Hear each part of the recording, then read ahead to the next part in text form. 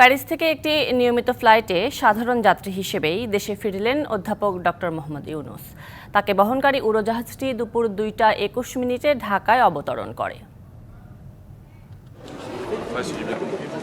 ফরাসি বিশেষ নিরাপত্তা বাহিনীর পাহারায় যে শান্ত মানুষটি প্যারিসের শার্ল দ্য গল বিমানবন্দরের বোর্ডিংয়ের দিকে এগিয়ে যাচ্ছেন, তিনি আর কেউ নন, গঠন হতে যাওয়া অন্তর্বর্তী সরকারের প্রধান হিসেবে প্রস্তাবিত ডক্টর মোহাম্মদ ইউনূস। গরিবের ব্যাংকার তার আরেকটি পরিচয়। বিশ্বজুড়ে দারিদ্র্য বিমোচনে যার রয়েছে অসামান্য অবদান। চলমান অলিম্পিকে আমন্ত্রিত অতিথি হিসেবে প্যারিসে অবস্থান করছিলেন ডক্টর ইউনূস। সেখান থেকে বুধবার বাংলাদেশের উদ্দেশ্যে রওনা দেন। পথে যাত্রাবিরতি দেন সংযুক্ত আরব আমিরাতের দুবাইয়ে।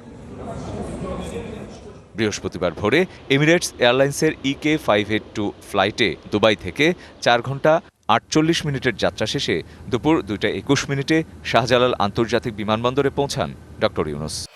Cinematic display, photography master, performance expert, NextG N9.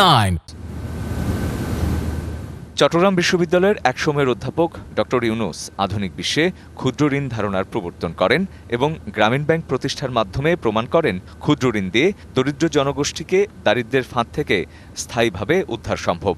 তার এই ধারণা বিশ্বের বহু দেশেই পরে প্রচলন হয়। 2006 সালে তার প্রতিষ্ঠিত গ্রামীণ ব্যাংক সহ যৌথভাবে নোবেল শান্তি পুরস্কার লাভ করেন, যা শুধু বাংলাদেশ নয়, গোটা বাংলা ভাষাভাষীদের জন্যই গর্বের। রঞ্জন শুভ্র, ডিবিসি নিউজ ডেস্ক।